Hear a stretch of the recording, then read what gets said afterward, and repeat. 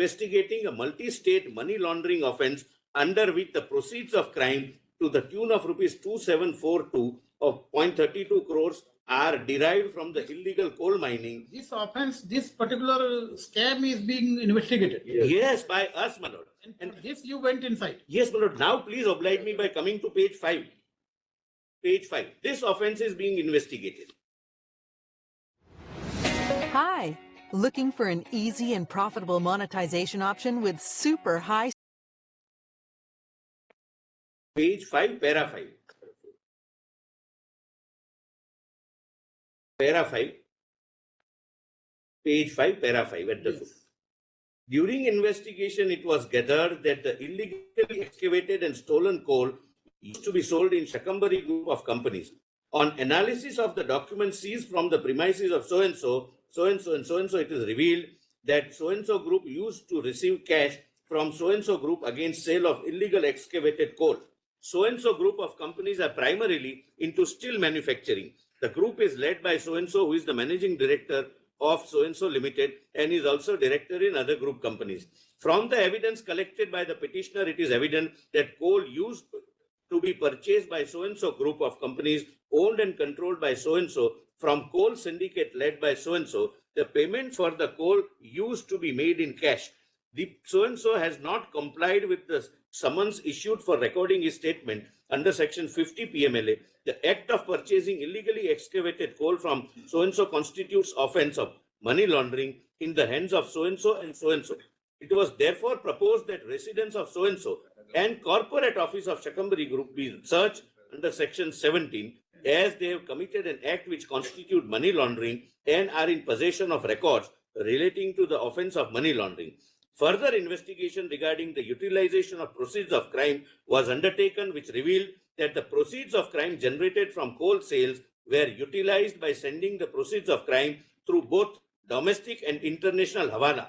One such hawala operator used by coal syndicate to transfer proceeds of crime has been identified from WhatsApp chats of so-and-so. Hawala firm name so-and-so was used for hawala transfers by the coal syndicate as seen from the WhatsApp chats. Intelligence was received that around 20 crores of proceeds of crime from Kolkata to Goa was transferred through so-and-so firm. The employee who handled the hawala transfer at so-and-so is so-and-so. Material evidence has been gathered which disclosed that 20 crores of proceeds of crime arising from illegal coal mining were used through interstate hawala networks layered through a chain of felicitations, converted into cash at Goa and channeled into, now please see, IPAC. Felicitation, it is Facilitation. It means the meaning changes drastically. I stand corrected. My apologies. IPAC's operational framework. This is IPAC where we went and for search under section 17 of the Act. Operational framework by being handed over to persons executing its work. Thus, the search proceedings were started at 10 different premises situated in Delhi and Kolkata on 8th January 26. Out of the said 10 premises, one of the premises was the same IPAC with which earlier Mr. Prashant Kishore was associated. Yes. 10 premises. One of the premises was the residence of Mr. Pratik Jain, situated at so-and-so, Calcutta. Sri so-and-so assistant director was authorized by Sri Bansal, deputy director, with the authorization number so-and-so to carry out the search and seizure proceedings at the said residential premises of Mr. Pratik Jain under section 7. আপনারা শুনছেন উত্তরে কণ্ঠ থেকে আমি প্রভাত বসাক তুফানগঞ্জ কোচবিহার। সুধী দর্শক মণ্ডলী, আমার প্রতিবেদনটি যে যেখান থেকে দেখছেন বা শুনছেন তাদের সকলের প্রতি প্রীতি ও শুভেচ্ছা রইল। আশা করি আপনারা ভালো আছেন। চ্যানেলটিকে সাবস্ক্রাইব ও লাইক শেয়ার করে সকলকে দেখার সুযোগ করে দিন। আসুন আইপ্যাক ও মাননীয় মমতা ব্যানার্জির ফাইল ছিনতাই কাণ্ড নিয়ে সুপ্রিম কোর্টের শুনানিতে কী হলো একটু আলোচনা করি। মমতা ব্যানার্জির ফাইল ছিনতাই কাণ্ড ইতিমধ্যে আপনারা জেনে গেছেন, সেদিকে আমি যাচ্ছি না। যদি না জেনে থাকেন তবে আমার পূর্ববর্তী প্রতিবেদনগুলো দেখে নেবেন। কেন্দ্রীয় তদন্তকারী সংস্থা ইডি প্রথমে কলকাতা হাইকোর্টে আবেদন করেছিল। কিন্তু তৃণমূলপন্থী আইনজীবীরা গণ্ডগোল পাকে সেই শুনানি ভণ্ডুল করে দেয়। ফলে ইডি বাধ্য হয় সুপ্রিম কোর্টে আবেদন করতে। যা হয় ভালোর জন্যই হয়। সুপ্রিম কোর্টে বিচারপতি মিশ্র ও বিচারপতি পাঞ্চলির ডিভিশন বেঞ্চে মামলাটি ওঠে। গত 15/1/2026 ছিল তার প্রথম শুনানি। সুপ্রিম কোর্টে মাননীয় বিচারপতিগণ প্রথম থেকেই কড়া অবস্থান নেন। কিছু সওয়াল জবাব শুনেই বিচারপতিগণ ঘটনাটি বুঝে যান এবং মন্তব্য করেন যে 10 মিনিটের মধ্যেই এই মামলা পর্ব সমাপ্ত করে দিতে পারেন। আসলে ঘটনাটি জাতীয় সমাজ মাধ্যমে এত বহুল পরিমাণে প্রচারিত হয়েছে যে হয়তো মাননীয় বিচারপতিগণদের নজর এড়ায়নি।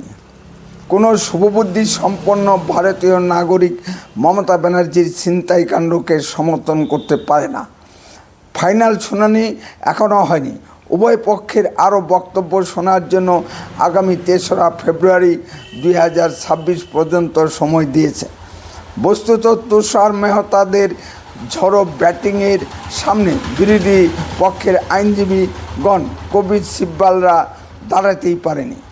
মাননীয় বিচারপতিদের অবজারভেশনে যে বিষয়গুলো উঠে এসেছে তা নিচে বলছি। তৃণমূল প্রথম থেকেই চেষ্টা করছিল মামলাটি পুনরায় কলকাতা হাইকোর্টে ফিরিয়ে নিয়ে যেতে। মাননীয় বিচারপতিগণ সে রাস্তা বন্ধ করে দেন। কারণ এই মামলা দেশের বৃহত্তম প্রেক্ষাপট ও আইনের প্রশ্ন জড়িয়ে আছে। কলকাতা পুলিশ ইডির বিরুদ্ধে যে 4টি মামলা করেছিল তা স্থগিত করে দেন। বিচারপতিগণ শুনে আশ্চর্য হয়ে যান যে সংবিধানের নামে শপথ নিয়ে রাজ্যের সর্বোচ্চ প্রশাসনিক পদে বসে মমতা ব্যানার্জি এই ন্যাক্কারজনক কাজটি করেছেন। বিচারপতিগণ আরও মন্তব্য করেছেন যে রাজ্যের আইন শৃঙ্খলা বাহিনীর আড়ালে কোনো অপরাধী যেন বেঁচে যেতে না পারে। কেন্দ্রীয় তদন্তকারী সংস্থার রেড চলাকালীন রাজ্য আইন শৃঙ্খলা বাহিনী বা পুলিশ হস্তক্ষেপ করতে পারে না। এখানেই প্রমাণিত হয়ে যায় ইডির তদন্তে রাজ্য সরকার বা রাজ্য পুলিশ বাধা দিতে পারে না। মমতা ব্যানার্জি হয়তো আইন না জানতে পারেন, কিন্তু যে আইপিএস অফিসারগণ উপস্থিত ছিলেন তারাও কি আইন জানেন না? বেশি চুটি চাটতে গেলে এই হয়। ইডি আবেদন করেছিল 3 আইপিএস অফিসার শ্রী রাজীব কুমার, শ্রী মনোজ ভার্মা ও শ্রী প্রিয়ব্রত রায়কে সাসপেন্ড করার জন্য। বিচারপতিগণ মন্তব্য করেন যে কোর্ট কি সাসপেন্ড করতে পারে? তখন ইডির পক্ষের আইনজীবী বলেন যে কোর্ট সরাসরি সাসপেন্ড করতে পারে না, তবে কোর্ট এদের নিয়োগকারী সংস্থা অর্থাৎ কেন্দ্রীয় সরকারকে নির্দেশ দিতে পারে।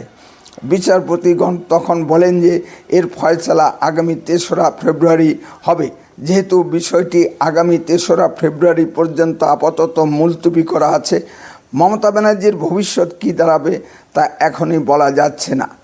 বিচারপতিগণ 2-1 দিনের মধ্যেই পরবর্তী শুনানির দিন ধার্য করতে চেয়েছিলেন, কিন্তু কপিল সিব্বালদের পীড়াপিড়িতে 2 সপ্তাহ সময় মঞ্জুর করে পরবর্তী শুনানির দিন 3রা ফেব্রুয়ারি ধার্য করেছেন। মমতার এই ধরনের গুন্ডামি এই প্রথম নয়। সারদা কেলেঙ্কারিতে তথ্য লোপাটের নায়ক রাজীব কুমারকে গ্রেপ্তারের সময় একই নাটক অভিনয় করেছিলেন মমতা ব্যানার্জি। তখন যদি ইডি কোর্টে গিয়ে আবেদন করত তাহলে মমতার আর পরবর্তী গুন্ডামি করতে সাহস পেত না। তখন ইডি কোনো ব্যবস্থাই গ্রহণ করেনি।